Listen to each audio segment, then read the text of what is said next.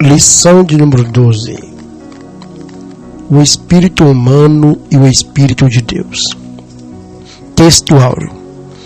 O mesmo espírito testifica com o nosso espírito que somos filhos de Deus. Romanos, capítulo 8, verso 16. Verdade prática. Além de seu testemunho em nosso espírito, o Espírito Santo age no íntimo de nosso ser, intercedendo, edificando e produzindo o seu fruto.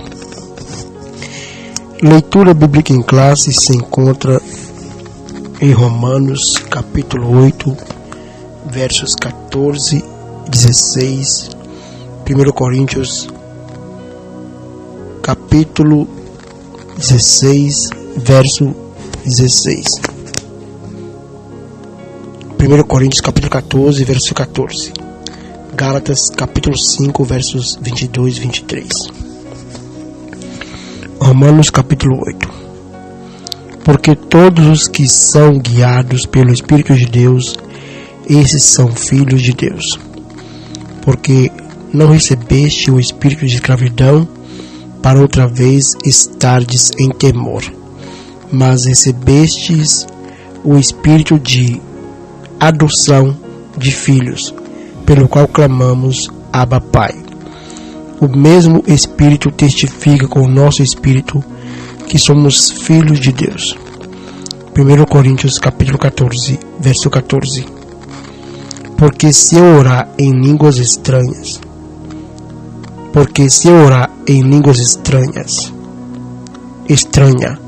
o meu espírito ora bem, mas o meu entendimento fica sem fruto. Mas o fruto do Espírito é amor, gozo, paz, longanimidade, benignidade, bondade, fé, mansidão, temperança. Contra estas coisas não há lei. Introdução.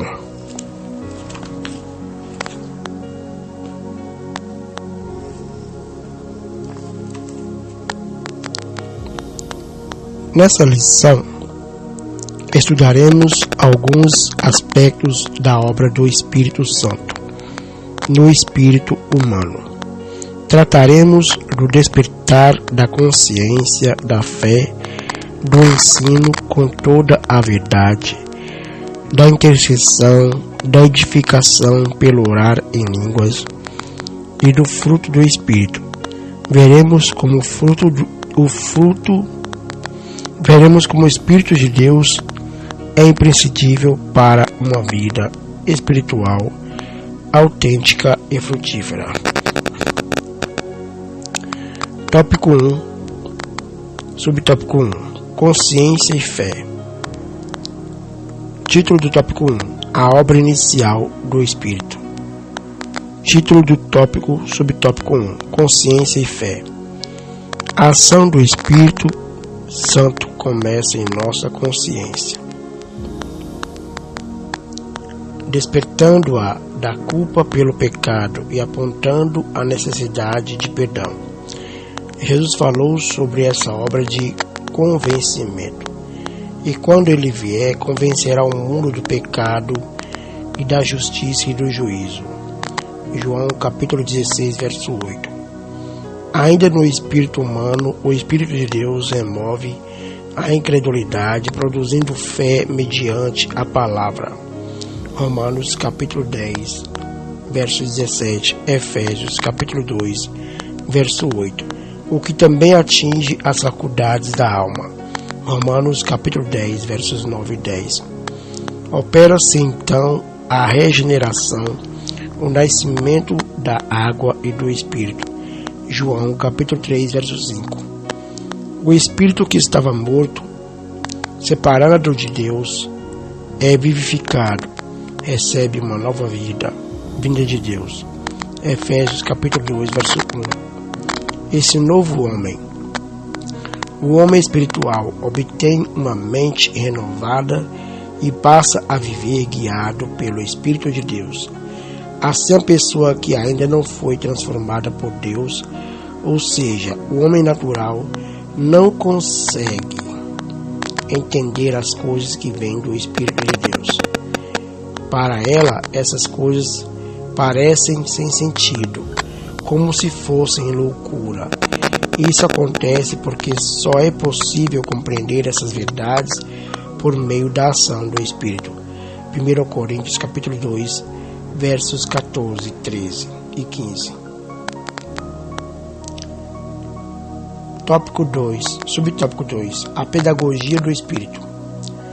A regeneração é o início de uma nova dimensão de vida. Uma nova vida agora espiritual, em comunhão com o Espírito de Deus. Mas nós não recebemos o Espírito do mundo, mas o Espírito que provém de Deus, para que pudéssemos conhecer o que nos é dado gratuitamente por Deus. Paulo refere-se ao papel pedagógico do Espírito, que nos ensina as coisas espirituais, como Jesus havia prometido, mas aquele Consolador, o Espírito Santo que o Pai enviará em meu nome, vos ensinará todas as coisas e vos fará lembrar de tudo quanto vos tenho dito. João capítulo 14, verso 26. Portanto, não podemos nos conformar com uma mente carnal que pensa conforme os padrões deste mundo, cheio de vozes iníquas que querem nos influenciar com filosofias, ideologias e novas teologias. Subtópico 3. A renovação da mente. Devemos viver em constante contato com o Espírito de Deus, para que, com uma mente sempre renovada, desfrutemos de sabedoria divina. Desfrutemos da sabedoria divina, imprescindível para nosso viver diário. Romanos capítulo 2, verso 2. Para isso é fundamental uma vida de consagração total. Romanos capítulo 2, verso 12, verso 1. Da qual fazem parte a oração e a leitura das Escrituras, disciplinas espirituais das quais tratamos na lição anterior. Tiago capítulo 1, versos 5 e 6, Salmos 119, verso 5. Não há área de nossa vida acerca da qual o Espírito não tenha uma segura direção. Ele pode nos guiar em toda a verdade. Ouçamos o Espírito. Subtópico 4. Voz e luz. Quando tiramos tempo para ouvir o Espírito, ele fala de muitas maneiras ao íntimo de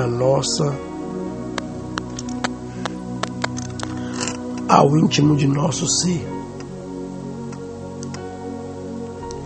Traz sabedoria e revelação. Efésios capítulo 1, verso 17. Esclarece questões duvidosas e gera entendimento e paz. Romanos 8,14.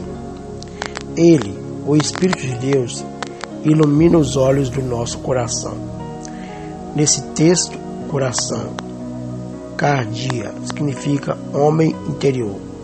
Portanto, a expressão de Paulo contempla o espírito humano que, entrelaçado com a alma, inseparável dela, são esses olhos, o centro da percepção espiritual, através dos quais recebemos iluminação do Espírito para compreendermos as verdades divinas, fundamentais para esta vida e para a vida eterna, para que saibais qual seja a esperança da sua vocação e quais as riquezas da glória da sua herança nos santos. Efésios 1:18. Tópico 2. Testemunho, intercessão e edificação. O Espírito testifica ao Espírito. Romanos 8 é riquíssimo quanto ao tema da função do espírito humano na comunicação com Deus, tratando da vida do cristão. A vida no Espírito, Paulo menciona a adoção espiritual, que é testificada pelo Espírito Santo ao espírito do crente regenerado. O próprio Espírito confirma ao nosso espírito que somos filhos de Deus. Romanos capítulo 8, verso 16.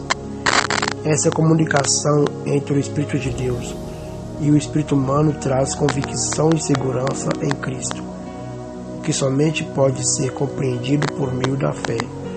Por isso Paulo orava pelos Efésios, para que Cristo habitasse pela fé em seus corações e pudessem compreender e conhecer o amor de Cristo que excede todo entendimento.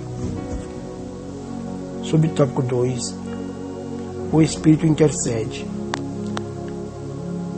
Ainda em Romanos 8, vemos Paulo tratando de outra ação do Espírito de Deus junto ao Espírito humano, a intercessão em nosso favor.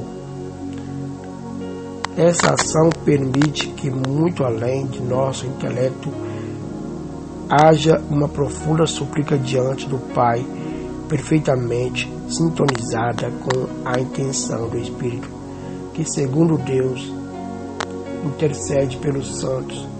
Isso nos lembra do ensino de Paulo aos Efésios sobre a amplitude da ação divina em nosso favor, que não se limita ao que pedimos ou pensamos, mas é conforme a presença do Espírito em nós.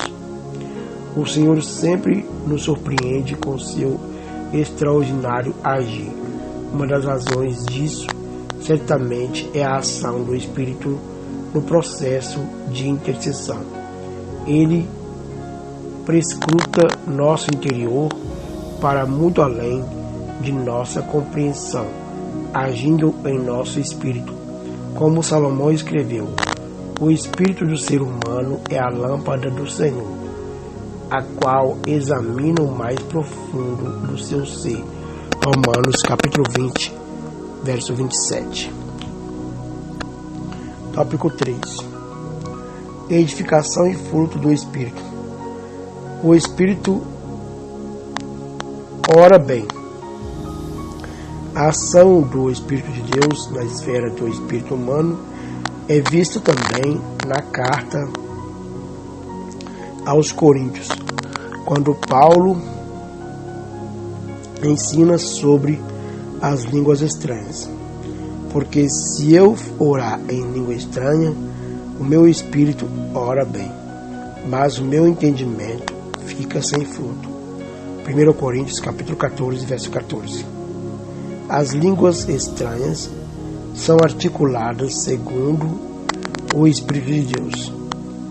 1 Coríntios capítulo 12, versos 7 a 11. Quando oramos em línguas, portanto, oramos segundo o Espírito. Esse processo de articulação espiritual atinge o perfeito propósito divino. O meu espírito ora bem. O espírito ora bem, mas nosso intelecto não compreende a mensagem. Mesmo assim somos edificados. 1 Coríntios capítulo 14, verso 4. Paulo não apenas orava, mas também cantava em línguas. 1 Coríntios capítulo 14, verso 13.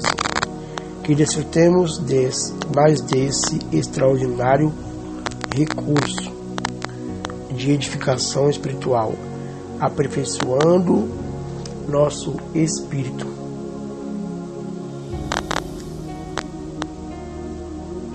Na comunhão do Espírito de Deus, ainda que não entendamos com a mente, o nosso interior é fortalecido com poder. Falar em línguas é um presente divino que renova nossa fé.